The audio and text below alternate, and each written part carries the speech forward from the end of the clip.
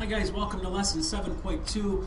We're going to be looking at the exact opposite of what we did in 7.1. In 7.1 we talked about this idea of exponential growth, a function that continues to grow and grow as we continue to move towards the right. As x goes to positive infinity, my function continues to grow and go this way.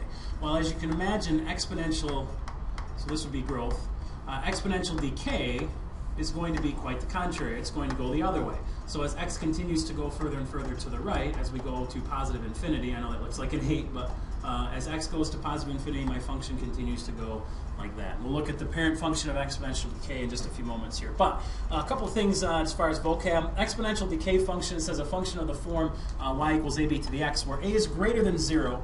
So again, the leading coefficient is greater than 0. And the b, my base, my growth factor, as we talked about that being my growth factor from last section, the growth factor is between 0 and 1. Now the one thing that is b cannot be negative. All right, b cannot be less than 0. That doesn't work.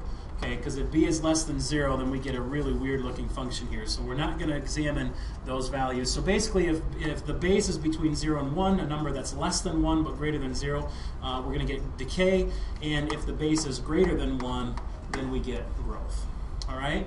A decay factor, again, the decay factor is that value b. So like we said last section, we call that the growth factor because we were growing by a factor of b. Every time we increase the power of x, we would grow the function. And now because b is less than 1, we're going to be getting a decay there instead. All right? Okay, so let's take a look then at the parent function for exponential decay. Parent function for exponential decay looks exactly like the parent function for exponential growth. The key there, though, is that my growth factor is between 0 and 1. The general shape of the graph is exactly like exponential growth, but obviously switched around so that my growth, my decay continues to get closer and closer. And once again, don't forget we have this asymptote here at y is equal to 0. Okay, the x-axis serves as an asymptote. Graph falls from left to right, passing to the point 0, 1, because again, the leading coefficient here, my a, my initial value is 1, and so it's going to pass to the point 0, 1, and whatever 1b is, because obviously if my growth factor is b, this becomes b to the first power, etc., etc. We'll get to an example of that in just a few moments. And again, don't forget here you have an asymptote at the x-axis. The domain of the function is y has to be, I'm sorry, not y, x can be any real number. Right? And the range of that function is y is greater than 0. Not greater than or equal to, strictly greater than, because again, we're approaching that asymptote at y equals 0. Will never actually equal 0. All right? So let's take a look at an example here. Let's go ahead and graph one. Now we're giving you an initial value, in this case of a, so here my a is -2. So again, because exponential, we want to think about exponential growth. As I move from left to right, exponential growth, whether the leading coefficient is positive or negative, those are going to run away from the x-axis. So growth pictures will look like this. All right, decay pictures are going to look like this. They're either going to come down to the x-axis like we talked about, or they're going to come up to the x-axis. But again, as x moves to positive infinity, decay functions, the function will go to 0, not necessarily just going to get there. And here, f of x will go to positive infinity or negative infinity. So it's either going to go away from the axis, up or down, whereas decay kind of converge to the x-axis. So I know this is going to look a little silly because my growth is actually, or my function rather, is actually going to grow. But it's going to be exponential decay because it's going to be trying to get really close to this line. And again, it's because of that negative leading coefficient that kind of goofs with us a little bit, okay?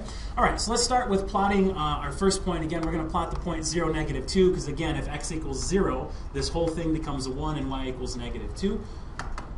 All right, and I've already done a little bit of work here and found for you the value when x equals 1. This becomes 3/4 to the first power, and 3/4 to the first power is just 3/4 times -2 becomes -3/2.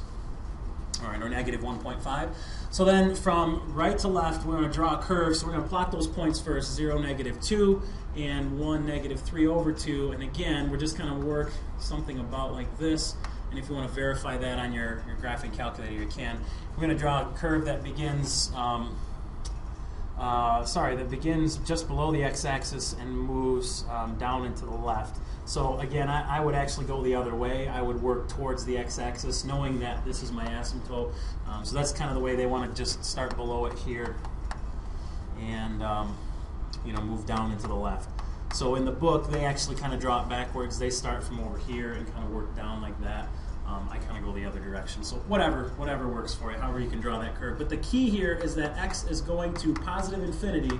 The function is moving to 0. Now it'll never actually make it there because that's my asymptote. But that's kind of what we're looking for. All right? Now this h and k business, this is the same thing as we talked about before. This is going to move the function to the right by 1, and this is going to move it up by 1. But we have to look at the key, or the parent function of 2 times 3/5 to the x power minus 1 plus 1. So that's basically this function, y equals 2 times 3/5 to the x. Now again, notice that 3/5 is somewhere less than 1. Obviously it's positive, but it's less than 1, so that tells me it's exponential decay. So if I plug 0 into this function, I'm going to get 0.2, because again, this number is always my initial value. And when x equals 1, I get 6/5, okay, or 1.2 for example, if you want to do it that way. All right, and so let's start with that picture. We'll do that one in blue. That's my original, the parent function, the 2 times 3/5 to the x. So here's 0.2, and here's 1/6 is like right in there somewhere, and then we're just going to kind of estimate something like this. All right, we know it's exponential decay. Again, it should be converging towards the x-axis. All right, now let's take a look at this function now. Because it says x minus 1, we're going to move it to the right by 1 unit, and we're going to move it up 1 unit. And so each of these points, we're going to translate over 1 and up 1, over 1 and up 1. And now we're going to go ahead and we're going to make that same curve that passes through those 2 points. Now, because this is moved up by 1 unit, that means that our asymptote is also moved up 1 unit, and so my new asymptote will be at y equals 1. So my function is going to approach 1, which we'll get to in a second here. All right. So now my graph is going to pass through the point 1, 3, and it's going to pass the point 2, 11/5, which again you can call that 2.2 if you'd rather. That's probably easier. The graph's asymptote is the line y equals 1. The domain of the function is any real number, and the range of this function is y has to be greater than 1. So it has to be above that line. Okay? All right, why don't you guys try a checkpoint example here. We'll be right back with a couple of them, actually. We'll be right back with solutions for you. All right, because this one is not a translation moving left or right at all, we're just going to go ahead and make our little chart here. When x equals 0, again, when x equals 0, this whole thing becomes a 1, and so this is -2. So as I said before, this number right here is always my initial value, my a. When x is equal to 1, you end up getting like -8/5 for this. Or which is the same thing as -1.6, which might make things a little bit easier for you. Again, this is going to kind of look like growth, but because the function is converging towards the x-axis, something kind of like this, because the function is converging towards the x-axis, this is in fact exponential decay, even though the function kind of looks like it's growing here. It's really not, because again, it's converging towards the x-axis, so as x is moving to positive infinity, the function is moving towards 0. So it means it's a decay. And again, that comes because the base is 4/5. All right? How about the next one? Let's draw the original parent. So let's go 3 times 2/3 to the x. And let's think about that guy first. All right? So when I look at that function, when x and y, we're going to say when x equals 0, y is equal to 3, because again, that's my initial value. And when x is equal to 1, this becomes 2/3 to the first power. And 2/3 to the first power is simply 2. 2/3 to the first power is 2/3, and then times 3 becomes 2.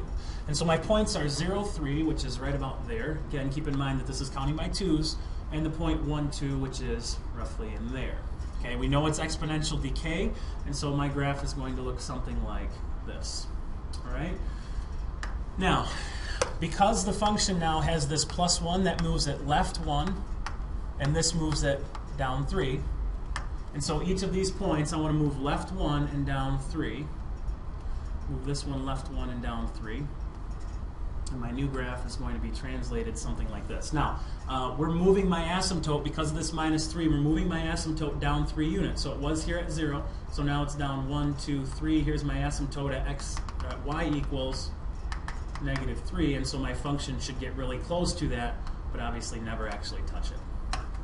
All right? And so that's what we should have there for our graph of that fairly complicated exponential decay graph. All right. So let's take a look at a multi-step problem here. We're going to talk about depreciating value. Things that you purchase at the store will depreciate in value. For example, a car, as soon as you pull it off the lot, it loses value. Same thing with televisions and some of those kinds of things. And so let's talk a little bit about a television here. It says a new television costs $1,200. The value of the television decreases by 21% each year, which is pretty typical. Write an exponential decay model giving the television's value y in dollars after t years. Estimate the value of the graphic or of the television after 2 years and graph it. Use the graph to estimate when the value of the television will be $300. So the initial amount, that's $1,200. That's pretty easy. All right. Now, the rate at which this thing is going to decrease is 21%. All right. So this 1 minus the rate, if you think about this, 100% of the value, and I'm taking away 21% per year, that means this television is maintaining 79% of its value. Every time I increase time by 1 year, I'm going to take 79% of the previous value because I'm decreasing by 21%. So this becomes 1,200 times 1 minus, and we're going to call the rate is 0.21, all to the t power, which becomes 1,200 times 0.79 to the t. Once again, this is number less than 1, and so that makes sense because my television is going to continue to decrease in value. All right, so this should be exponential decay. When t is equal to 2, the value of the television, again, we plug in 2 for this, and just plug it into your calculator. You end up getting approximately, this is a $748.92 television after 2 years. The value of the TV is worth a significant amount less than it was when we started. Okay? All right, let's take a look at the graph of this thing. And it says the graph is going to pass to the point 0, 1,200, and it's also going to pass to the point 1, 948, because when x is equal to 1, I get 948. All right? It has the t-axis as its asymptote. And in this case, the t-axis is obviously my time here. And so, again, you could also think about it as x-axis. Again, you can plot a few other points, but basically 0, 1,200, 1, 948, which is right in there. We also knew after 2 years the television was only worth about $750, so that's going to be maybe right in there. And then this function is going to kind of look something like this. All right. Now it tells us to use the graph and approximate when the TV is worth $300. So according to my graph, it's going to be somewhere around 6 years, but I don't know that for sure. So what I would rather do is I'd rather do this a little bit more scientifically. Let's do it with a graphing calculator. My x's go from 0 up to 10. And so on my graphing calculator, I want to go from 0 to 10, counting by ones. On my y-axis, which is my value, my dollar axis, I want to go from 0 up to 1,400, because again, if these are counting by 200s, I'm going to go up to about 1,400, and that should be good. And then back over here, I'm going to plug in that function 1,200 times 0.79 to the x, and let's take a peek. And as we said, that's kind of going to be what your graph looks like. All right. Going back over here, let's take a look at my, whoops, I don't know if I can see both of these at the same time. Yeah, I guess I can't. If I take a look at the graph on the graphing calculator as well as the one that I drew, it looks like after about, let's see, these are 200, so that's roughly $300 in there. So 1, 2, 3, 4, 5, 6, yeah, maybe roughly 6 years is still about my guess. But there's a much better way to do that, and that is to say, let's go back in and plug in the function y equals 300, and now let's graph them. And now you get a line at 300, and now I can say, when do those two things intersect? So option 5. So my first curve is, obviously my cursor's on the curve. My second curve is that line, and so I'll press enter. And then it says, what's your guess? Well, my guess is they meet right around there someplace. And sure enough, after about 5.8 years, my television is worth roughly $300. Okay? All right, so let's finish this guy up. Go ahead and try this last checkpoint problem. And again, we'll be right back with a solution for you. All right, so my television is decreasing by 12% per year, so that becomes y equals a times 1 minus the rate to the t power. Y equals $1,200. Again, it's still a $1,200 TV. And 1 minus the rate, which is now going to be 12% or 0.12 to the t power. And again, remember, if I'm losing 12%, that means I'm maintaining 88%, because 100 minus 12 is 88%. So this becomes 1,200 times 0.88 raised to the t power. Once again, notice this number is less than 1, and so this is going to lead to exponential decay. When x equals 0, the TV is still worth $1,200. When I bought it, it's worth $1,200. All right, and I'm not going to use the television. I'm not going to use the graph. Rather, I'm just going to go back over to my graphing calculator. And again, you guys can say, you know, x and y. When x equals 0, y equals 1,200. When x equals 1, y equals whatever. You know, that ends up being about $1,056. All right, and so it's roughly in here. And you can get a couple other points, but basically, you know, goes a little bit more like this. So it maintains a little bit more of its value. But let's see kind of how this shakes out on our graphing calculator. Now my growth factor is, my decay factor is 0.88. And so now again, you'll see that the graph is kind of maintaining more of its value as x increases.